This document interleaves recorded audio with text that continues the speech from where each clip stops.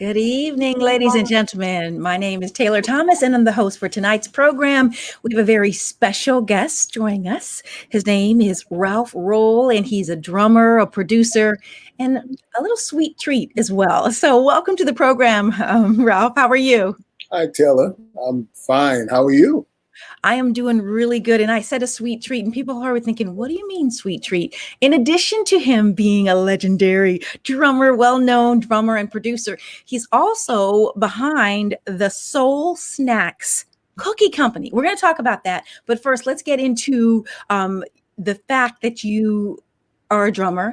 And I believe when you were 18, you became a professional. So you weren't actually trained, right? There's a story with your brother and the drum and you being left-handed, right? I was. I'm kind of self-taught. You know, I had a lot of mentors in my neighborhood, and that really helped me along. But my mother couldn't afford lessons, so I just had to learn on my own from listening to records and going and just listening to my friends play and playing on their kits. And I didn't get my first drum set until about a year before I became professional. Wow. So now, Ralph, you're from the Bronx, New York, right? Born and raised in the Bronx, yes. So can you share the story? I heard there's a really great story about you and your brother who apparently you guys shared drums. Well, what happened is my brother he's the person I always looked up to. And there was no father in the house. So it was my mother, my sister, my brother, my sister, and me. So I just followed everything my brother did. I followed. I mean, I used to watch the way he had this like cool kind of teenage walk. I would follow him, and when he would comb his hair to the side. When I had hair, I would do the same thing. So one day when the drums showed up in our bedroom, a little 8x10 small bedroom, they were right in the middle of our two beds, and I was like, the drums. Said, "Wow, this is really cool." So I asked my brother, I said, "Can I play?" He said, "Yeah, you could play, but I know you're left-handed, so don't switch the drums around. Just leave them as they are." That's and difficult. So I had to play with the ride cymbal kind of over on this side to play. And the only song that I knew how to play at that time, and actually he's a very big influence, is Ringo Starr. So I was playing the Beatles. Wow. That was my first song, and I would play it over, just over and over and over. And as time went on, I learned how to play other songs. And then one day I came home and the drums were gone. And I had no clue why. So I asked my mother, I said, "Mommy, what happened to the drums?" She said, "Don't ask me, ask your brother." So my brother was dating a girl in the building right across from us. And I went there and I knocked on the door. And I said, "What happened to the drums?" And he said, "Well, I had to sell them because Michelle is his girlfriend at the time. She's going to have a baby and I needed money." Okay. So I was like, "Well, why'd you sell the drums?" That's all I could hear. Anything else but the drums, right? It wasn't even a You're a kid, yeah. Come on. Dad. It was like, "Where's the drum?" So I got over that. And the silver lining to that story is they've been married for over 50 years. Wow. Yeah. And I kept up the drum. Love it. He went on to be a mechanical engineer. He's now retired and did what all retired people do. He moved to Florida. So he's doing well. And I'm just thankful that he opened that door for me to introduce me to this great thing, this great craft, this great profession. So was he surprised? I mean, I love when you hear about people discovering their talents accidentally, right? This was something accidental because you were trying to emulate your brother. And then you found out you actually had a gift for it. Not only were you playing drum sets that were set for a right-hand person, it's almost like giving a person a pen and you're a right-hander and you tell them only use your left hand. So Exactly. That's really amazing that you were able to do it. I'm sure people were telling you you're not playing right? Or you're not practicing right? Everyone thought it was very strange to see because now I play open-handed. So okay, what does that mean? Meaning that my hands are, when I'm playing, my hands are open like this, like that.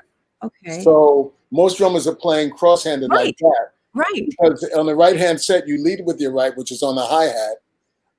And the reason why that is because you're doing more technical stuff, usually with your right hand. So, but now I had to play open-handed, and it actually worked to my benefit because when I'm playing live, many times on my left side, I have percussion, or a drum machine.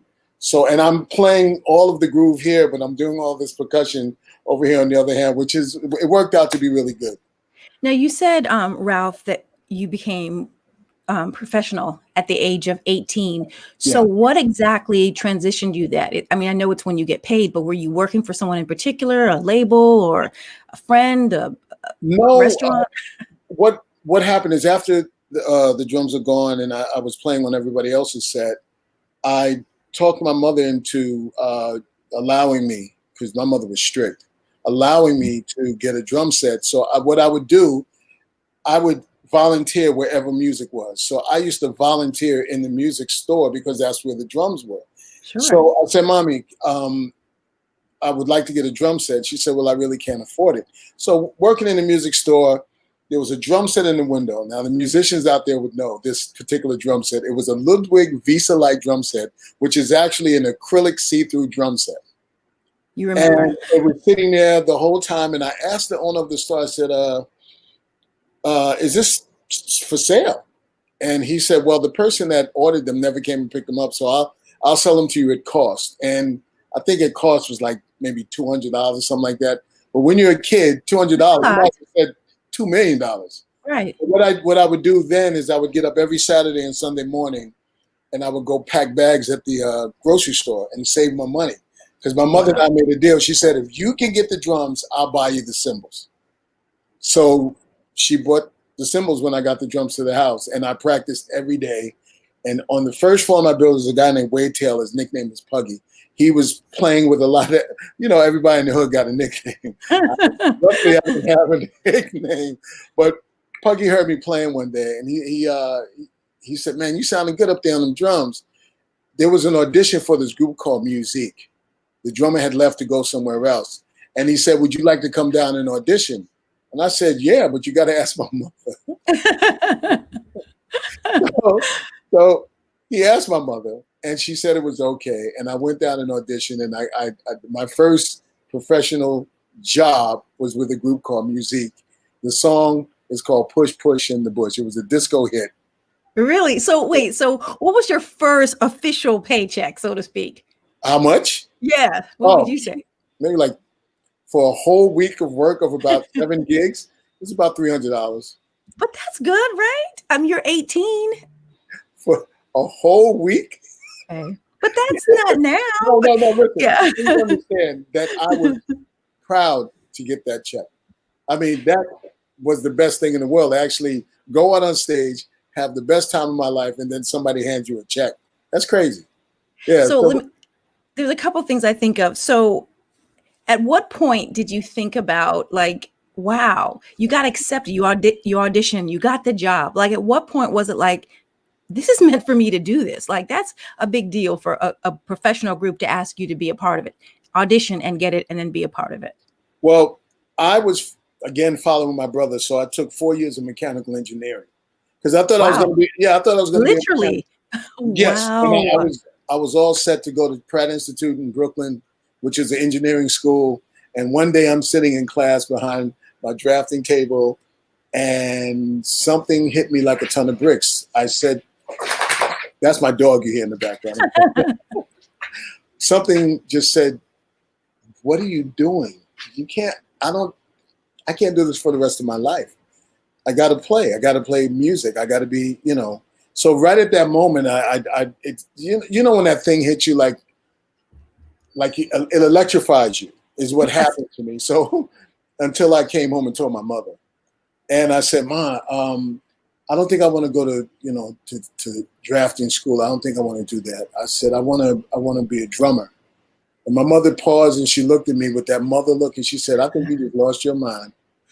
That's what she said. It's hard for people to conceive if you're not a musician yourself or at heart. That's hard. She thought being a musician was something you did on the weekends. It was a hobby. It's not something that you can actually make a living being a musician, because my mother came from the South up north to work, her and my father. Okay. So that was that. It was about getting a good job, and keeping that job. That's what the idea was. That was the model. But she didn't really look at drumming as a real career at the time. But I finally started, getting some gigs and doing some things. And sadly to say, she passed away. She never saw me play professionally. What? I'm sorry to hear that. It was, and it was actually, I was playing at Newark Symphony Hall, and I was working with a girl named Evelyn Champagne King. And really, you just threw that out like, wow, okay. My mother was there, my aunt was there, my sister, everybody in my family was there, and we did the sound check. Everything was great, and believe it or not, the show was canceled halfway through because the promoter ran off with the money. So she never got a chance to see me play. Yeah. What? Yeah.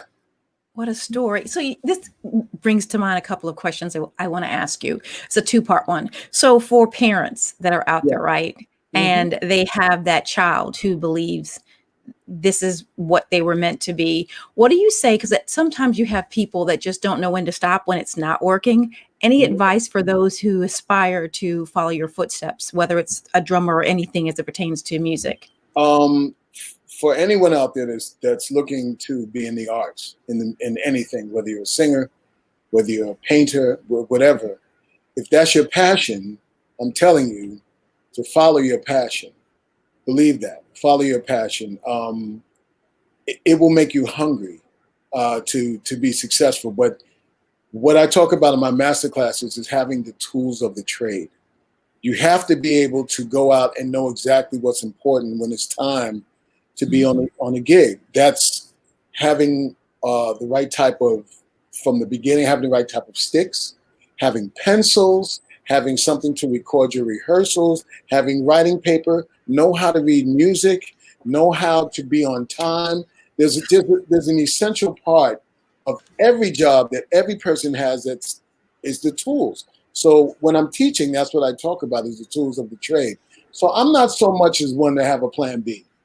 That's not so much me. I've always, it's like, if you stick to your plan A, you make your plan A work. And it makes you not only hungry, but it makes you afraid that you have to go out there and make plan A work. All or nothing, right? But your plan B kind of wasn't bad either. Engineer. I mean, come on.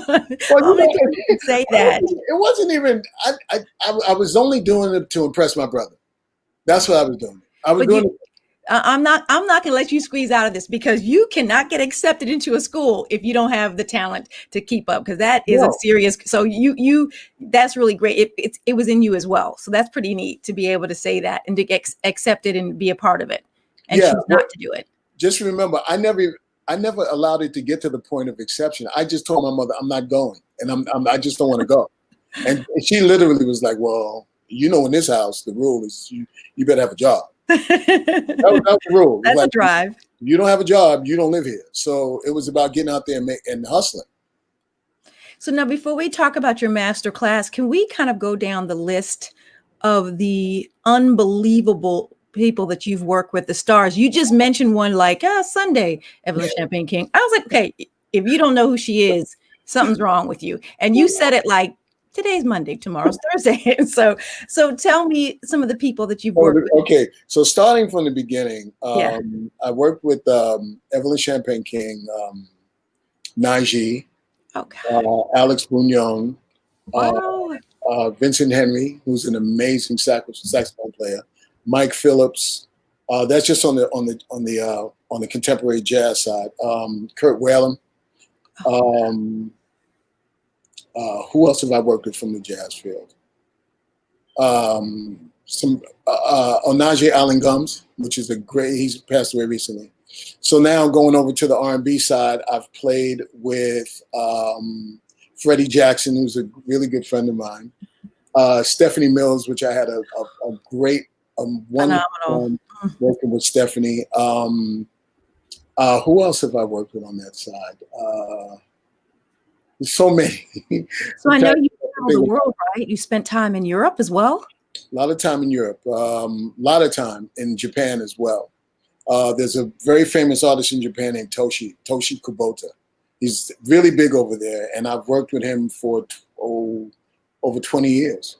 It's a great gig, a lot of fun.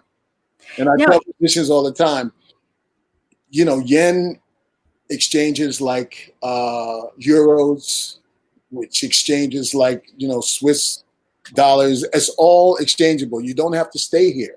You can work all over the world. Take your talent anywhere. Cultivate. Where did you like the best? Wow. I like Japan a lot. I spent a lot of time there. I have a lot of great friends there. Great food. Just great vibes over there. I spent a lot of time in Dublin. Oh, yes. Yeah, I did. I have great friends over in Dublin. My manager's actually over there in Dublin as well.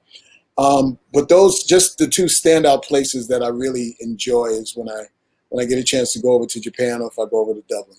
You know, I love London too, but it's people in Dublin. They know how to have fun. It's just like so you got some memories. We'll have to pick that a little bit later. So how long did you really stay on the road before you kind of transitioned into your business, the Soul Snacks, which we're going to talk about in a bit? At the time when I started the cookie company, I was working on Showtime at the Apollo. I was in Ray Chu and the Crew. That's at the time when Steve Harvey was the host. Yes. So I was doing that, and I had met a young lady who worked at the Apollo, and when she and I got together, we decided that we were going to give out the cookie because I would bake cookies when I was a kid. The whole cookie thing started because I was a shy kid, and I didn't know how to talk to girls. What? Wait a minute. What? And who told you to do the cookie truck? It was just a strategy of mine. It was like, you know, everybody, all the guys that, to me, I hung out with guys that they were just smooth. Like, you know, all of them, Artie, Aaron, Alan, all of them, David, they were all just smooth. And me, I just felt a little quirky. So, you know, and I used to get teased a lot as well because I just couldn't really talk. So I would bake cookies, and if I saw a girl, I would say something, give it to her. Oh, that's so sweet. You're so nice. And I was like, okay, that's the opening line. Oh my gosh. That is such a great story. Oh my goodness. So you've been doing this. Like, could you tell somebody you're on live? Ty Stevens. That's my man right there. Hey, he's getting you for not letting them know you were going to be here. Right, exactly. Oh man. So now, when did you give up playing, or have you given up playing the drums? I have not given up playing. Okay, all right. I was going to check. From the time I started with the company, and my girlfriend and I gave out cookies for the holidays, everyone said that they were really good. So you should think about selling them. So I told her, I said, why don't we think about, you know, doing this? And she was like, okay. I was doing an open mic at Sylvia's restaurant, a place called Sylvia's also. A good friend of mine is well known. Do you know Melba from Melba's Restaurant? No, I don't. She owns an amazing soul food restaurant for many years. She was actually the manager of the open mic night at Sylvia's also. So I called her up and I said, "Yo, Mel, I have this idea. I want to sell cookies." And she said, "Fine, bring them." It was that easy. So we packed up the cookies and on a Tuesday night, we gave some out. We sold some of the bags. I was really nervous. And sitting at the bar was a guy from a magazine that used to be owned by BET called YSB Magazine. Yes, very familiar with that. And he liked the story about me, her and I both coming from public housing. Okay. She being a Juilliard graduate and me being a professional musician on N.B.C. So he says, that's a real great story. I love the cookies. How about if I do something? I said, fine. At the time, I didn't want to give out my home number. So I called my sister. And she, back in the day, you know, you had the pages. She had one. Oh my goodness, yes. She asked me, Vaughn, can I use your pager? And she said, fine. She gave me the PIN number, gave me the number to call, put it in the magazine. I said, we probably only get a couple of calls. She said, yeah, okay. But when the magazine came out, we started to get from 1 call to 5 calls to 10 calls to 20 calls. And it started to go crazy where we moved from the apartment to a place across the street at my friend Patrice's house. His mother had a brownstone, and she let us gut the bottom level to make. Wait a minute. You went from being at a nightclub, open mic, cookies, to almost an overnight sensation that you had to relocate so you can accommodate requests. Yes. And we started to get different calls from people who wanted to interview us. I was smart enough to go out and hire Angelo Ellaby as my publicist. Okay. And we were on NBC News. We were on all of these stations. We ended up being on the TV Food Network.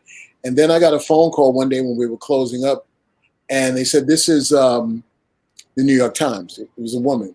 Okay. And I was like, I swear to you, I said, "Yeah, right." And I hung up. Yeah, not smart. And she called back. She said, "Hello." She says, "I'm calling from the New York Times. We'd like to do a piece on you." And I went, "I'm really sorry. I thought you would, this was like someone messing with you." So she came out and she did the interview. It was really nice. We got more business, and then we ended up in Family Circle magazine. So, Ralph, before you do that, so for entrepreneurs out there, what about you just transition into getting a lot? I mean, this is a lot. This is big decisions. You're going from one space into another. What about it within yourself that was, this is a step we need to do? Because sometimes people can get so excited about something, they get ahead of themselves. And obviously you didn't, but what about that said, I've got to do this now. I've got to go now, elevate myself to the next level. Even as a professional musician, I have learned to ask a lot of questions, especially if I don't have the answer. So, and the thing that I talk about a lot is in order to find success, you got to get out of your own way. You have to. You cannot talk yourself out of being successful. I've been working at my company since 1996, and I knew that at some point that something great would happen. And I've had a lot of peaks and valleys, but I just never gave up. So what I have found is that if people don't find success immediately, sometimes they go, I don't want to do it. That's right. Because to me, success is not always about how much money you make. It's in finishing the thought. Finish the thought. Finish what you started. Let your passion tell you if this is done. And then you say, okay, I have seen this all the way through. Everything that I've tried, it's not good. Now you say, okay, maybe I should stop now. But I just always felt that the cookies had an audience out there. So I just would never stop. Even after me and my girlfriend broke up, she decided she wanted nothing to do with cookies. So I kept doing it myself for a little while, but then I went out on the road and I couldn't continue. So I had to stop. Then I started back again when I met the person that I'm with now, and she and I started back in the apartment, one rack, just the same way, one rack at a time, going out to get stores. But by that time, I knew different people like Melba, and I knew Dougie Fresh, who had a restaurant. So I went to them and I said, yo, Doug, can I get the cookies? And he said, of course. Melba, yeah, of course. So that's how it all kind of happened. But again, when I was a kid, there was a show called Video Music Box. And there was a guy named Ralph McDaniels. And at the end of the show, he would always say, persistence overcomes resistance. And that just lived with me forever. Anybody who knows me will tell you, I'm very persistent. Not to a point where I maybe I will get up. You're thinking about it, right? I think about no, but I'm very persistent. I don't like failure, and I don't like giving up. I've always believed that, and I try to instill that in other people as well. So you transitioned from when you first started this, you were at your one bedroom, you went across the street, then a magazine picked it up, and which magazine featured it then and took it to a whole YFP was the first magazine. Right. Then New York Times, and then I was in The Source. I was in Rock One. Wow. But the big change was when I was in New York Times, and then when we did Family Circle. That used to be big. Everyone I knew who did anything with cooking would look at that. Yeah, that was big. And luckily they put us in the holiday issue, which is their biggest issue.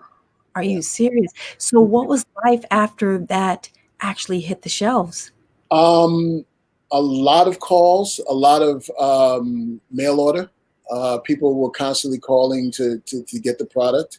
But when my girlfriend left, it definitely put a dent in the forward motion. And I was really like, this is the bad time, but there's nothing I could do about it. But I had all intentions on starting again.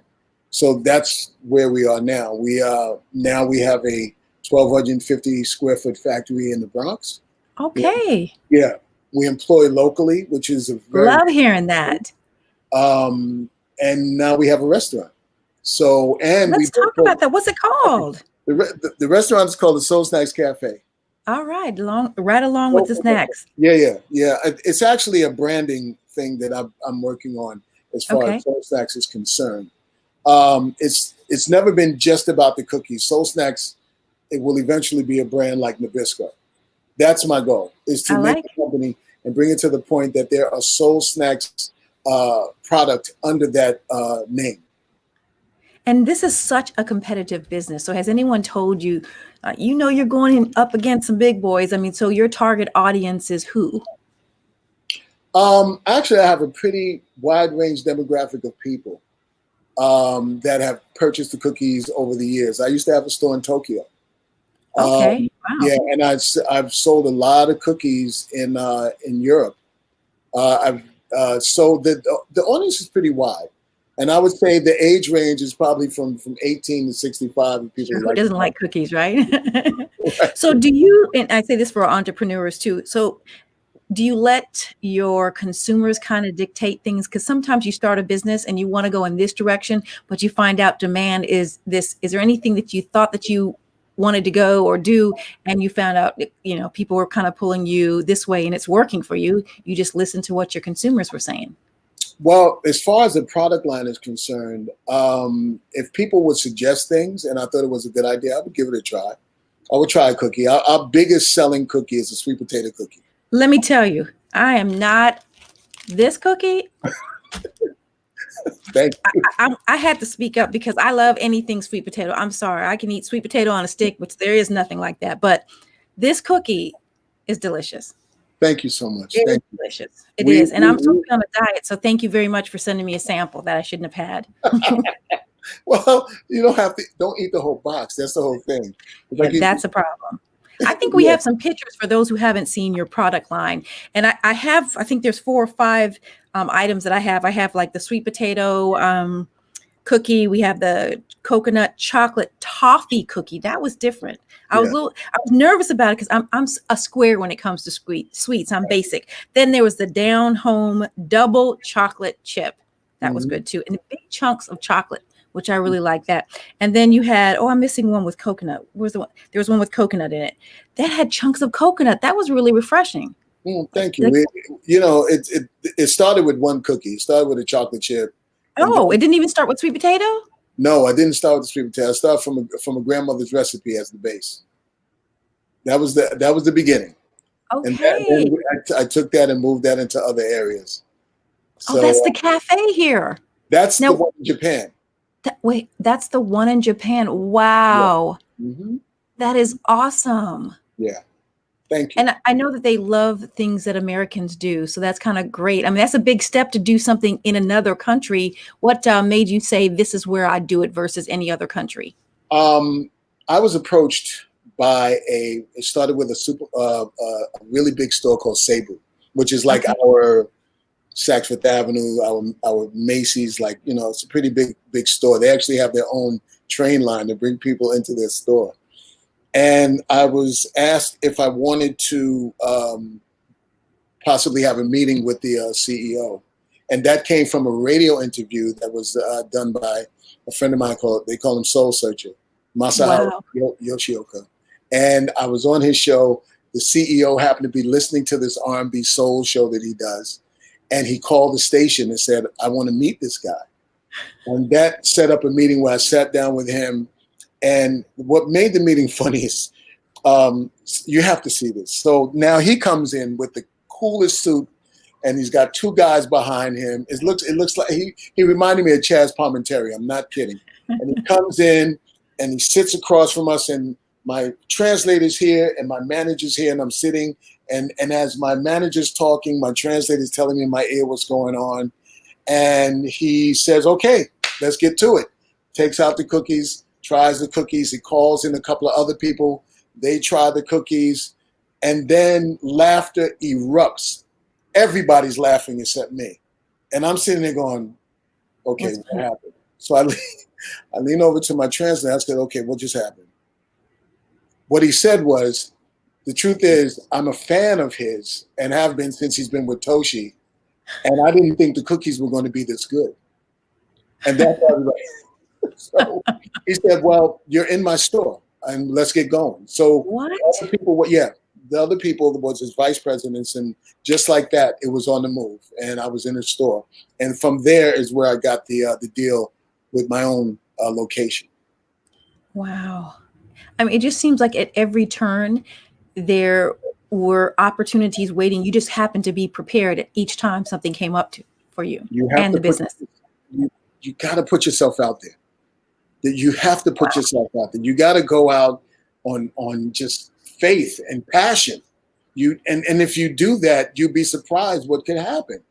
And again, there's no such thing as a stupid question. There's no such thing as, this is a dumb idea. You just never know.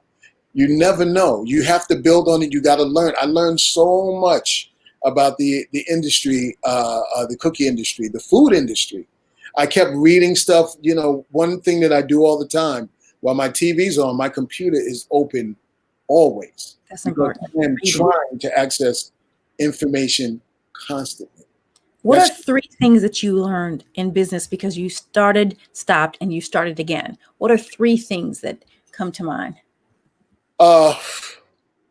Believe in your passion. Don't give up. And get out of your own way. Get out of your own way. Any mistakes that you made that you can kind of give other people to make sure that keep this in mind, don't do the same thing? I made a lot of mistakes. A lot. I've made tons of mistakes about packaging, different things I'm trying to do, not really knowing about certain aspects, and I had to learn. Working with some people that just didn't have as much passion as you did, and giving them a lot of leeway. Sure. So someone told me, and it made a lot of sense, because I was asking people to actually go out and campaign for my cookies in the early stages. And the person said, I think you need to stop that. And I was like, well, why? They said, because no one is going to be able to sell your product better than you. That's true. One. So what I did is I started going out to every single deli, every cafe, every supermarket, and just asking. You would get a lot of no's. I think the biggest story, as far as what you're saying, is I went after a couple of accounts and didn't get them, but there was one particular account that I wanted in the Bronx because they had a lot of traffic. And I went to the guy the first time, and it was actually at Lincoln Hospital. They have a cafeteria with so many people. So I came in and I said, hey, how you doing? I gave him my card. I showed him my whole. When I walk in, I make sure that I'm ready. Sure. Because they are not used to seeing people that look like us coming in selling their own product, not somebody else's. So I came in. I had my card. I had my brochure. I had a booklet of everything, and I'm showing the guy, and he's like this, and he goes, "No, I'm okay." And I go, "Thank you very much. Please take my card." A month later, I'd go back, talk to him again. Now he's getting annoyed with me. No, I'm sorry. I don't need the cookies. It's okay. I went back again. Persistent. Overcomes resistance. I went back again, and I told him, I said, listen, all I'm asking you, I will give you this product. Just take it for free. If it doesn't do well, you'll never see me again. I gave him a box. Sounds like a deal, right? 24 pieces. I gave it to him. I said, listen. He called me back a couple of days later, said, the box is gone. Bring me 2 more. What? Sold out. By the time now when he sees me, he smiles. I'm sure. Oh, good inspirational story. Absolutely truth. That's Darren Miles Sr. If you're doing your thing and perseverance, things will come to you. All that time may have turned to be what it takes to get ready. Oh, they're saying that break may have been your time to kind of get ready. Right. Thank you, Darren. I mean, I love the product. I really do. And you have different things here on your list. And I do think that's, when you're starting a business, sometimes everything is not about even exchange. Sometimes you have to show them, here, try it. I mean, if they don't like it, they don't like it. But, sometimes you have to be able to kind of have skin in the game. Here, take this, and see what you think. How it works. You have to really understand you cannot please everybody. Well, that's true. I've been very fortunate that a large amount of people like the product, but there are people that that just don't like it, and you cannot let that make or break you. Actually, it would give me more energy to want to go out and try to get more clients. That by just somebody. So where do people go? Because you have that huge space in Brooklyn, New York. So where do they go? I'm sorry. You gotta watch that. Bronx in the Brooklyn. I am so sorry. New York. Don't send me messages. I am so sorry. I know the difference. I'm sorry. From the Bronx. Yes, Bronx. All right. So how do people find you to order if they're not in the New York area? Oh, that's simple. All you have to do is go to eatsoulsnacks.com. eatsoulsnacks.com. So can you tell me the story of the challenges you faced opening the restaurant? Oh, jeez. Well, what I wanted to do is my partner and I, we wanted to showcase the cookies, and we wanted to have something to wrap around, because we knew that if we just opened up a restaurant in a Bronx or a place that was just about the cookies, knowing my Bronx audience, that it probably wouldn't do too well. So the fact that I like to cook, she likes to cook, we decided that we were going to open a soul food restaurant and feature the cookies right in the very front of the restaurant. Okay. So we went looking for a place, and we knew it was a big leap. I knew it was that it was going to be hard, but I reached out to the Bronx Improvement District, to a woman named Lisa Soren, who is now the president of the Bronx Chamber of Commerce. But at the time, she was the Bronx Improvement District of Westchester Square. So got in touch with her through a mutual friend who actually worked there, set up a meeting, and she loved what we were doing. She says, I'm going to see if I can get you in the neighborhood. And just a few days later, I got a phone call from a guy named Ken Varg, a good friend of mine now, and said, there is a restaurant that I want you to see. And it happened to be a Chinese food restaurant, which means it had all of the plumbing, the ventilation was in, the walk-in refrigerator was in. So it was very enticing to want to open a restaurant, because a lot of those big ticket items cost a lot of money. Absolutely. So I spoke to a gentleman named Pat and his brother Joe. They own the building, and they were very we would love to have you here. The Westchester Square community. Let me back up. Before I did this, I put together a business plan. I learned that from a guy named Errol King, who works for Google. And before he worked for Google, I worked on a project, and he said, we have to do a business plan. I just wanted to do the project. He said, no, got to do a business plan. So anything that I do now, any project that I'm working on, I make absolutely sure to do a business plan. And I've gotten good at it. Ralph, that is so vital, because most people just want to go into it. And that business plan really is your Bible, so to speak. And whenever you can't speak, you should be able to hand that to someone else, and they clearly understand your view. That's really where you get investors. Yes. And by building the business plan, it teaches you about what is necessary for your restaurant, basically what types of food you should have based on the demographics of the community. So I learned so much about the community. And what was so great is that within a walking distance of the restaurant, there are 5 hospitals. Okay. There is a place called Parkchester, which houses over 40,000 people, majority African American. Not too far away is MTA, Metropolitan Transit Authority. They have their hub there. Con Edison had a hub nearby. So I'm realizing, wow. And I'm sitting in front of a bus stop. This is like a great thing. Wow. So as we started building, we ran into a big problem that we wasn't expecting, that cost us a lot of time and a lot of money, and we almost didn't open because we were running out of money. Running out. So what happened? We had to redo a whole bunch of stuff inside that we weren't expecting, in order for the restaurant to be able to meet code. We stuck to it. I ended up going on the road. My partner, she stayed and she built it out. And now we have a restaurant that people are coming, and we have a lot of repeat customers.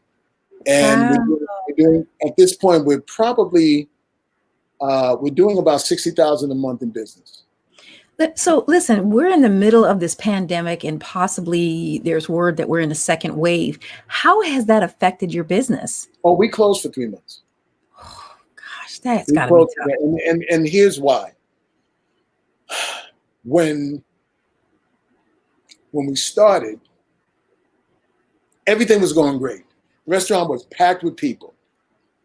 Then when the pandemic hit, what we was hearing from our government wasn't really messages that were clear. And what I was hearing personally is that this virus is airborne. That's what I'm hearing, without them saying that, because I think Fauci knew, based on the person that he's working under, that if he said that this virus is actually airborne, that it would cause a nationwide panic. But at the same time, if you're getting proper messaging from someone that's trying to galvanize the country, then it wouldn't be a panic. It would make us understand that as a country, this is what we need to do. And that has never, from day one, been the situation. So I took it upon myself to do some studying and looking at where the virus came from. And the first diagram that they had given us, if you remember, was from a restaurant in China. Yes, one person and 6 or 7 tables by that person were infected because of the ventilator. Anybody with common sense would go, I know that person didn't get up and say hello to everybody at the table. So this virus must be airborne. And at that time, I said, okay, until we get some proper messaging here, I'm trying to save my staff. I'm trying to save my patrons that come in. I'm trying to save us. We're going to close. How did you stay afloat? That's 3 months of salary. That's 3 months of mortgage, rent. Yeah. For the building space? Well, it was, luckily I worked for a gentleman named Nile Rodgers. And what he had done when our tour was canceled is he gifted us, everyone, the entire staff, the crew, technical people, everyone. He gifted us an amount that helped us get through the first phase. Okay. And then I started going online, filling out every single thing that everyone else was filling out. I filled out the PPP. Yes. And the first round, we got denied. I heard that a lot from a lot of businesses, Black-owned businesses. Well, yeah, well, you know, I mean, as we say in New York, the fix was in. I'll leave it at that. So because of that and the panic of these very intelligent people, they said, you know what? Before they start peeking around the corner, maybe we should do another PPP. The thing that frustrated me and a lot of other businesses out there, there's a file number that you get once you get your PPP application in. They threw all of that out and said, start over. Oh. So again, persistence overcomes resistance. I sat here all night. I put in another application and just hoped that we got funded, and we did. And without that, I wouldn't be talking to you about a restaurant. I'd be talking to you about the cookies, but not the restaurant. We got funded. It allowed us to get to open. I called my staff back. Everybody obviously was available. And it's been an uphill climb, but we're making it. Now, where are you located in the Bronx? we are almost all the way on the east side of the Bronx, on a street called East Tremont, which stretches all the way across the entire Bronx, in a place called Westchester Square. And 2702B East Tremont Avenue, Bronx, New York, 10467. Come on by. You know, there's something about New Yorkers. I remember going to Maryland. There's something about New Yorkers. You guys are true blue. I mean, and I hear every time you say something, it's the council member from the Bronx. It was a business member from the Bronx. You guys are true blue. I mean, you returned home. If you cut me open, I think little like bees drop out. Yeah, I'm Bronx all day. And you know, I love it. I love it. One of my she's like a sister, Kimberly Davis. She's from Brooklyn. She's Brooklyn to the heart. I told you guys don't play. No. But Philly, you know, people down in Philly are the same way.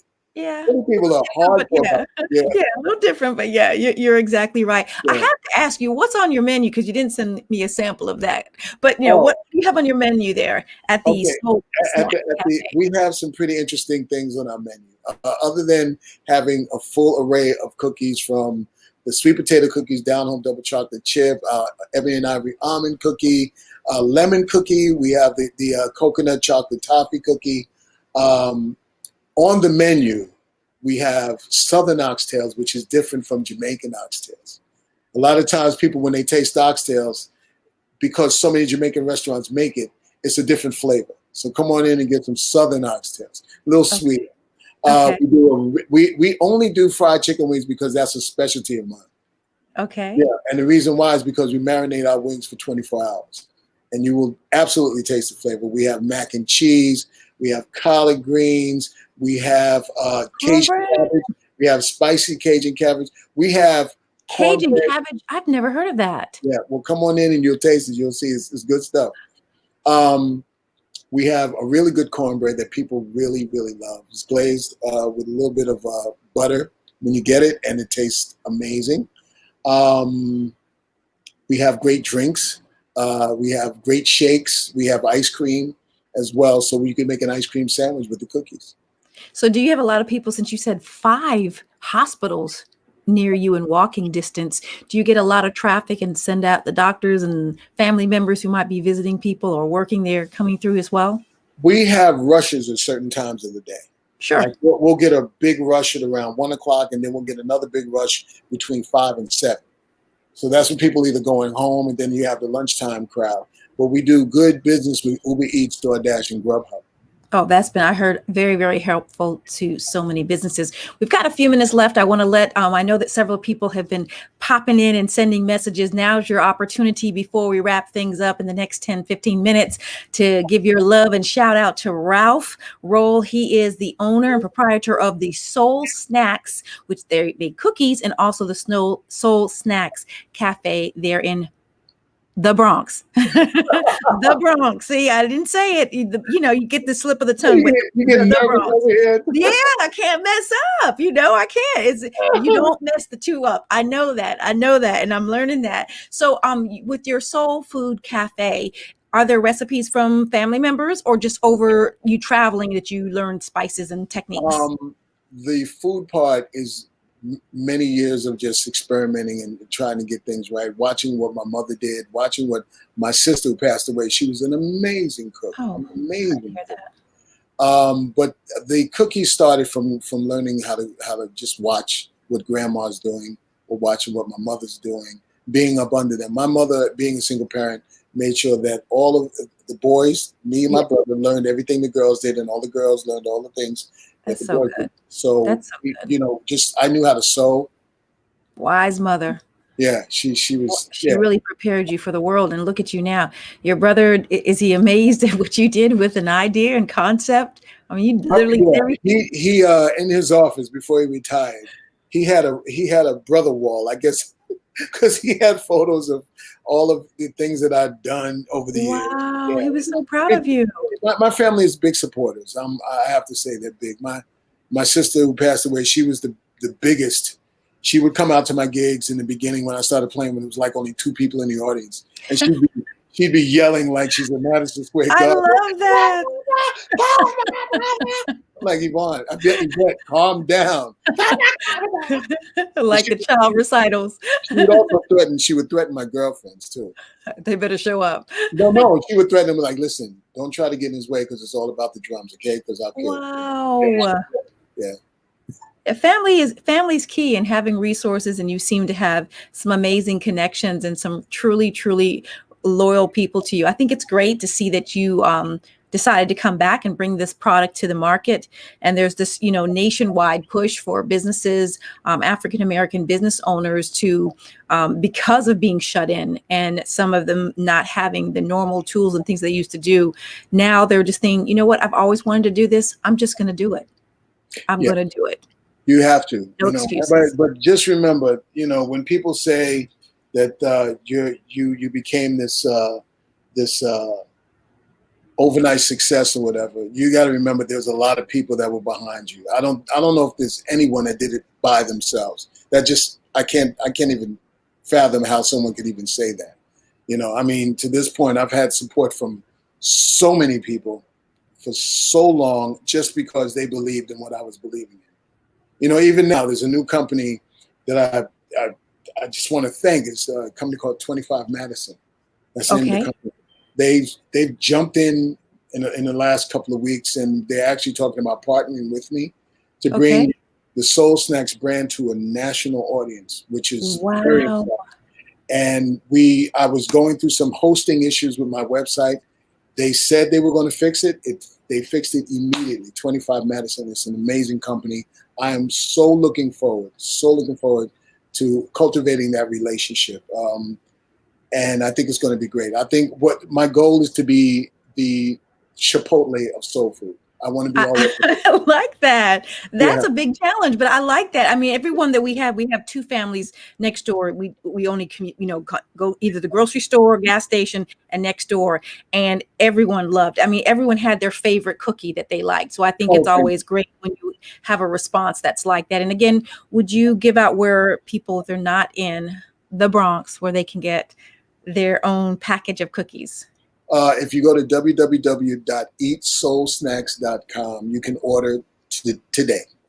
So what's next? What's next for you? So I know you're still focusing. We're still in the middle of this second wave, possibly, of the pandemic. You have your restaurant that survived 3 months thanks to you getting money from the PPP. So what's next for that location and for the cookie itself? Well, what's next for the restaurant location is to continue to grow and market and promote and grow the audience, and hopefully very soon opening up other locations. As far as the cookies are concerned, I want to outfit the factory so we'll be able to run 24 hours a day, 7 days a week. And you're going to continue to have this in Brooklyn and the Bronx, and hire people from New York. We're going to bring Brooklyn in. I don't know why Brooklyn's in my head. Somebody must want to partner with you from Brooklyn. You're your friend. Maybe that's it. So you're not only employing people from the Bronx, you're employing people from New York. And to me, that's a big deal when you're employing people from your community. Yes. It's my mother was a community she was a community organizer for many, many years. And my mother, I remember watching her still trying to write proposals when she was in the hospital dying of cancer. She so I got it naturally, Yeah. My sister was a union organizer. My other sister is very involved in AKA sorority as one of the administrators there. She was she was a principal for many years, and my brother ran his own business. So I think my mother kind of, living in the project, she made sure that we had something going on. Oh, I love that. I think it's very important for everyone to understand that as long as you get out of your own way, there's nothing or no one that can ever stop you from doing anything. So if somebody wanted to order your cookies or have them in their local cafes across the country, they just reach out to you on your website as well? Reach out to me. There's an email address there that you can reach me. I just go to the website. You'll see some great photos, great product. If you Google me, you'll find stuff about me that I've done over the years. A couple of folks I really want to thank before we go. I really want to thank Mr. Norman Rich. Oh yeah, he's phenomenal. Norman Rich for hitting me up and allowing me this platform. Rich, thank you so much. Norman, thank you so much. You're a good man, and I really appreciate you. My manager in Dublin, who's basically given me a platform. Her name is Ann McCoy. Okay. She's done a lot for me as far as keeping me out there and my visibility in Europe. So all the people that have helped me over the years, Jeff Cruz, Butch, Watson, these are all my people. So being an entrepreneur might be a singular feel or a singular thing, but you definitely need help. You're going to need help. You're going to need people that believe in what you're doing. So is there any message you want to send to your buddies that when you were in school, giving these girls these cookies so you could talk to them? Anything you want to say to them now? Yeah, there's a couple that I want to say. That was simple, right? It wasn't that corny, was it, huh? That is amazing. I just love it. Ralph Rolle, he's a drummer, he's a producer, and he is the owner of the Soul Snacks Cafe, as well as the Soul Snacks cookies. And they've got so many. Like I said, I have the down home double chocolate chip. I have the coconut chocolate toffee, the sweet potatoes half eaten, so I will not lift that up. And then the ebony and ivory almond cookie, which is my daughter's favorite. So I'm just really excited. And this program hopes to be able to talk about things that matter. We're looking at the positive things in life and being able to support businesses like you that are giving back and fulfilling a dream, doing what it takes to make it happen. And that means so much. Any parting words for those aspiring musicians and entrepreneurs, individually or together, however you'd like to send that message? In all fields, whatever you do, especially to my musician family. You know this is a hard business, but you have to study hard, be persistent, understand that this is a business that has peaks and it has valleys. But as long as you're enjoying yourself, whether you're playing in a club in front of 10 people or you're playing in an arena in front of 20,000, it's all the same. You give it your all. You always give it your all. I love it. Again, Ralph Rolle, I cannot thank you for taking time and sharing your funny stories and your true stories, and letting people know that when you're in business, some things work, some things don't, being persistent. And I've heard many times over that people, they give up right before they were about to make it. So not everybody has that luck, but you do have to stay focused. Yes, do not talk yourself out of greatness. I love it. Well, until next week, listen, if you have a guest or show idea, I welcome you to put it in the chat here. I'll reach out to you. Send me your email and the topic that you want to have. Norman, thank you so very much for bringing this amazing guest to us, Ralph Rolle. Again, thanks so much. And maybe when I'm in the Bronx, which I've never been, I'm sorry, I've never been. So once we get through this pandemic, coming out and checking you guys out and seeing how you're doing. Thank you so much. Thank you for your time. Oh, you're welcome. All right. God bless. Goodbye. Bye-bye.